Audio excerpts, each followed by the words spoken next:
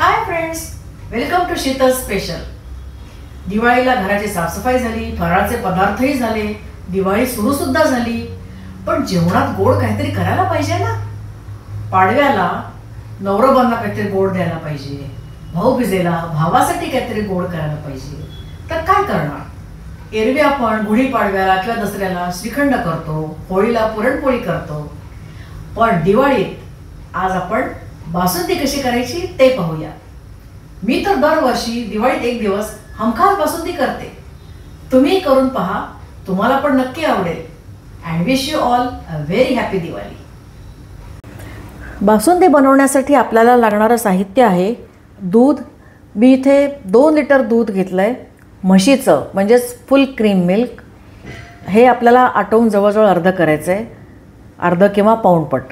त्याच्यासाठी मी 2 वाट्या, म्हणजे बघा या माझ्या रोजच्या वापरात 2 वाट्या, आणि वजनी प्रमाणात बघाल तर साधारण पाव किलो साखर आहे. सजावटीसाठी आपल्याला 1 टीस्पून चारोळी, 1 टेबलस्पून पिस्ते आणि 5-6 बदाम, चवीसाठी केशर आणि वेलची. हे पहा, इथे मी जाड बुडाच्या स्टीलच्या भांड्यामध्ये दूध ओतून घेतलेलं आहे. आता गॅस पेटवून मी अगदी मंद गॅसवरती हे तापत ठेवते. आपल्याला साधारण 25 मिनटं लागतील हे दूध उकळून त्याची बासुंदी तयार व्हायला. आता हे दूध तापतं आहे तोपर्यंत आपण बदाम आणि पिस्ता बारीक कापून घेऊया. सर्वात प्रथम आपण पिस्ते कापायला घेऊया.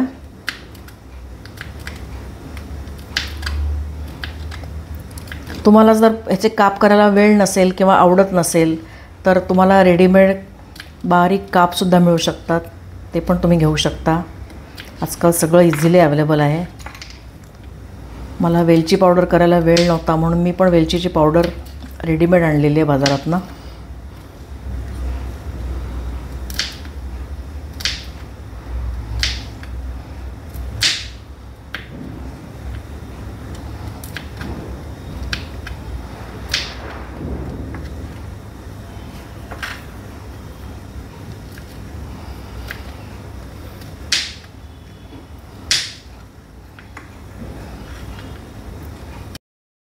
हे पहा, आपले पिस्ते कापून झालेत. आता आपण बदाम कापायला घेऊ.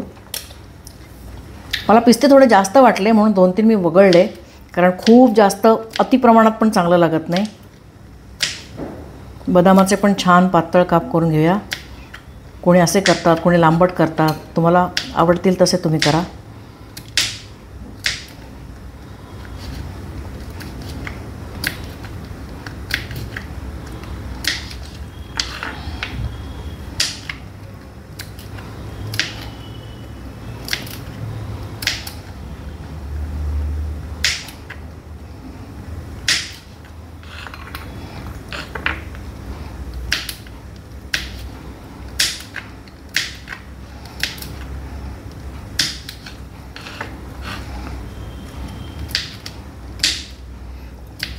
अगदी पातळ छान छोटे छोटे काप करा.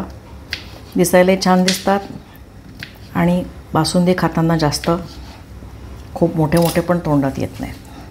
हे बघा, आपले बदाम पण छान कापून झालेले आहेत. आता आपण दुधाकडे लक्ष देऊ. आणि दूध सारखं आपल्याला ढवळत राहायचं आहे मधून, नाहीतर ते करपेल. करपलं तर त्याचा फार वाईट वास येतो आणि तो काही केला जात नाही आणि संपूर्ण बासुंदीची चव बिघडून जाईल. हे पहा, आपलं दूध तापायला ठेवून जवळजवळ 8 ते 10 मिनटं झाली आहेत. तोपर्यंत मी ते अजिबात डिस्टर्ब केलं नाही, अगदी मंद गॅसवर तापत ठेवलं आहे. हे बघा, त्याच्यावर आता साय जमत आली आहे आणि ते वर येत चाललं आहे. आता आपण ह्याच्यामध्ये चमचा घालून थोडंसं ढवळून घेऊया, म्हणजे ते खाली लागणार नाही. आता मात्र इथून पुढे आपल्याला ते सतत ढवळत राहावं लागेल, कारण मगाशी मी म्हटलं त्याप्रमाणे जर ते खाली लागलं, करपलं तर तो वास जात नाही. आपल्याला दूध तापत ठेवून सुमारे 15 मिनटं झाली आहेत. आता ते हळूहळू घट्ट व्हायला लागलं आहे. या स्टेजला आपण ह्याच्यात साखर घालूया. ही अत्यंत महत्त्वाची गोष्ट लक्षात ठेवा की दूध तापायला ठेवल्याबरोबर किंवा उकळायला लागल्याबरोबर लगेच साखर घालायची नाही, नाहीतर दूध आटायला फार वेळ लागतो.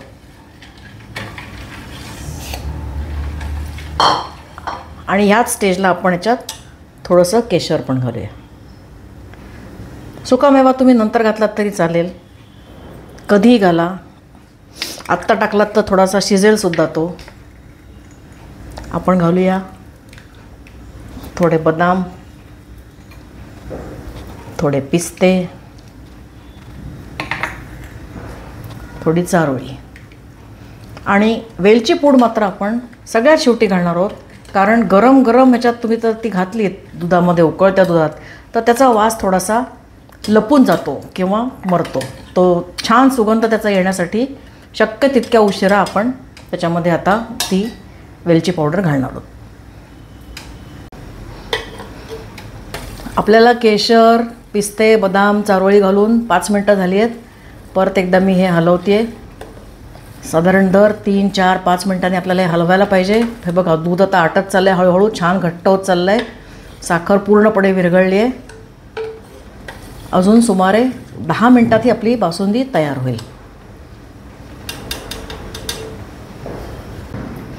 आपल्याला बासुंदी उकळत ठेवून जवळजवळ अर्धा तास झाला आहे. हे पहा, बासुंदी चांगल्यापैकी घट्ट झाली आहे. खूप जास्त घट्ट पण करू नका, कारण थंड झाल्यानंतर ती अजून थोडी घट्ट होईल.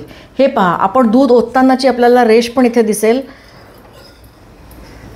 इतकं आपलं आता ते दूध आटून कमी झालेलं आहे. आता मी गॅस बंद करते आणि थंड झाल्यानंतर खायला सणासुदीला उत्कृष्ट बासुंदी तयार.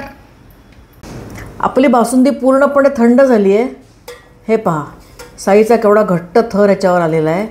आता ही फ्रीजमध्ये थंड करायला ठेवल्यानंतर अजून घट्ट होईल, एकदम दाट होईल. म्हणून म्हटलं खूप जास्त आटवू नका, नाहीतर ती अक्षरशः रबडी होईल. चमच्यानी खावी लागते, मग त्याचं लिक्विड बिलकुल त्याच्यात राहत नाही. आता मी ह्याच्यामध्ये छान भरपूर वेलची पावडर घालते आहे. जायफळ मी घालत नाही, कारण अशीही बासुंदीने खूप झोप येते. जायफळ घातलं तर मग बापरे 4 तास उठायलाच नको.